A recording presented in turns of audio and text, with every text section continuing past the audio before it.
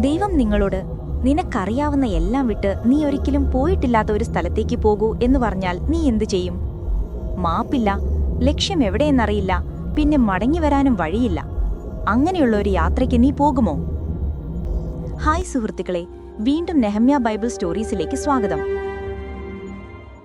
കഴിഞ്ഞ തവണ മനുഷ്യർ ദൈവമില്ലാതെ തന്നെ സ്വർഗത്തിലെത്താൻ ഗോപുരം പണിതു. പക്ഷേ അവരുടെ അഹങ്കാരത്തിന്റെ കാരണത്താൽ ദൈവം അവരെ ഭൂമിയിൽ എല്ലായിടത്തും ചിതറിച്ചു.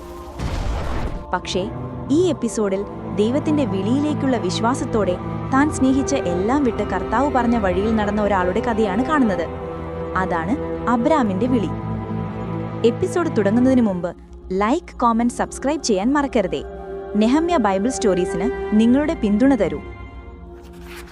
പ്രളയത്തിനു ശേഷം നിരവധി തലമുറകൾ കഴിഞ്ഞു.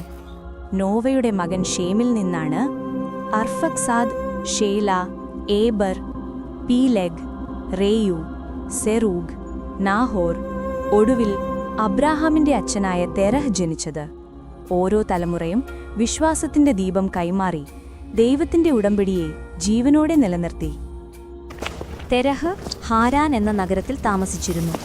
അവന് 3 പുത്രന്മാരുണ്ടായിരുന്നു: അബ്രാം, നാഹോർ, ഹാരാൻ. അബ്രാം സ്നേഹവും സൗന്ദര്യവും നിറഞ്ഞ സാറയെ വിവാഹം ചെയ്തു. പക്ഷേ അവരുടെ മനസ്സിൽ ഒരു ചെറിയ ദുഃഖമുണ്ടായിരുന്നു. അവർക്ക് കുഞ്ഞുങ്ങളില്ലായിരുന്നു. അബ്രാമിന്റെ സഹോദരനായ ഹാരാൻ ചെറുപ്പത്തിലേ മരിച്ചു. അവൻ പിന്നിൽ വിട്ടത് ഒരു മാത്രമുണ്ടായ മകനെയാണ്, ലൂത്ത്. തെരഹ് 205 വർഷം ജീവിച്ചു. പിന്നെ അവൻ ഹാരാനിൽ തന്നെ മരിച്ചു. വർഷങ്ങൾ കഴിഞ്ഞു. അബ്രഹാം പലപ്പോഴും ആകാശത്തേക്ക് അത്ഭുതത്തോടെ നോക്കി. അവന് സമ്പത്തും ജ്ഞാനവും നല്ല പേരുമെല്ലാം ഉണ്ടായിരുന്നു.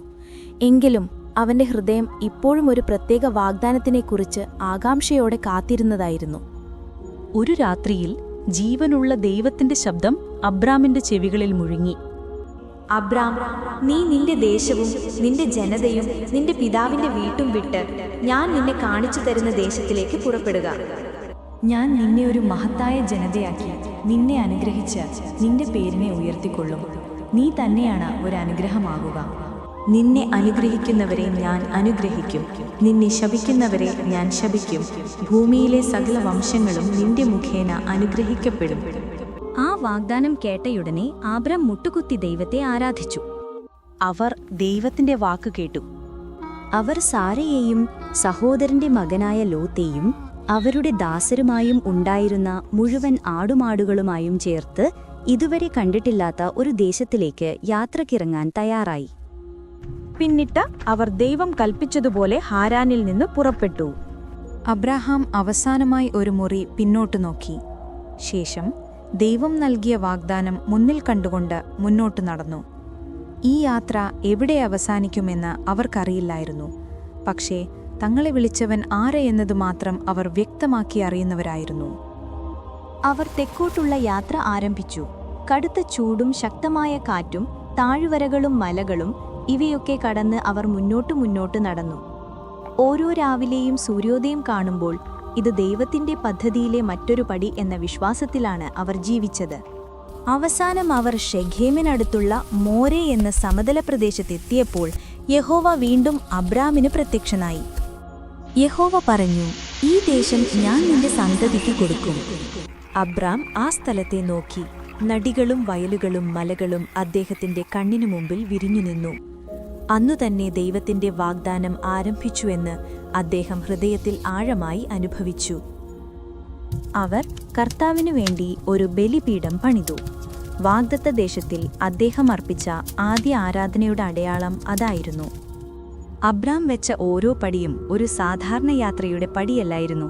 അതൊരു വിശ്വാസത്തിന്റെ യാത്രയായിരുന്നു. അവന്റെ ഓരോ കാൽപ്പാടും ആകാശത്തിലും ഭൂമിയിലും നിലകൊള്ളുന്ന ദൈവത്തിന്റെ വാഗ്ദാനത്തിന്റെ മുദ്ര പോലെയായിരുന്നു. വിഗ്രഹാരാധനയാൽ നിറഞ്ഞിരുന്ന ആ നഗരത്തെ വിട്ട് അബ്രാം ദൈവം കാണിച്ച വഴിയെ പിന്തുടർന്നു. അവർ ദൈവത്തെ കണ്ണാൽ കണ്ടില്ലെങ്കിലും നഗരത്തിലെ എല്ലാ ക്ഷേത്രങ്ങളുടെ ശബ്ദത്തെക്കാളും ശക്തമായ വിശ്വാസത്തോടെ ദൈവത്തിന്റെ ശബ്ദം അവരുടെ ഹൃദയത്തിൽ മുഴങ്ങി നിന്നു.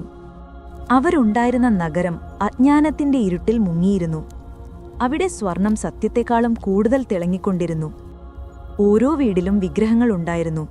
ജനങ്ങൾ അന്യദൈവങ്ങളെ ആരാധിച്ചു. സമ്പത്ത്, സുഖം, പ്രശസ്തി ഇവയെല്ലാം തേടിയാണ് അവർ ഓടിക്കൊണ്ടിരുന്നത്. എന്നാൽ ആ ശബ്ദവും കലക്കവും നിറഞ്ഞ നഗരത്തിൽ പോലും ആകാശത്തിൽ നിന്ന് വന്ന യഥാർത്ഥ ശബ്ദം അബ്രാം കേട്ടു. അവസാന നിമിഷത്തിൽ ദൈവത്തിലെ വിശ്വാസം തിളങ്ങിത്തുടങ്ങി. ദൈവത്തിന്റെ വാക്ക് കേട്ടതിനാൽ അദ്ദേഹം വിശ്വാസത്തിന്റെ വഴിയിൽ നടത്തപ്പെട്ടു. അബ്രാഹാമിന്റെ കഥ കാലങ്ങളെ കടന്ന് നമ്മോട് എന്താണ് പറയുന്നത്? ചിലപ്പോൾ ദൈവം നമ്മോട് എന്തെങ്കിലും വിട്ടേക്കൂ എന്ന് പറയുമ്പോൾ അത് നമ്മിലുണ്ടായിരുന്നതെല്ലാം എടുത്തു കളയാനല്ല, അതിലും വലിയതും നല്ലതുമായ അനുഗ്രഹം നൽകാനാണ്. പക്ഷേ അബ്രഹാമിന്റെ യാത്ര ഇതോടെ തീർന്നില്ല. മുന്നിൽ ക്ഷാമവും അവന്റെ വിശ്വാസത്തെ പരീക്ഷിക്കുന്ന കഠിനമായ തീരുമാനങ്ങളും കാത്തിരിക്കുന്നു. അതടുത്ത വീഡിയോയിൽ കാണാം.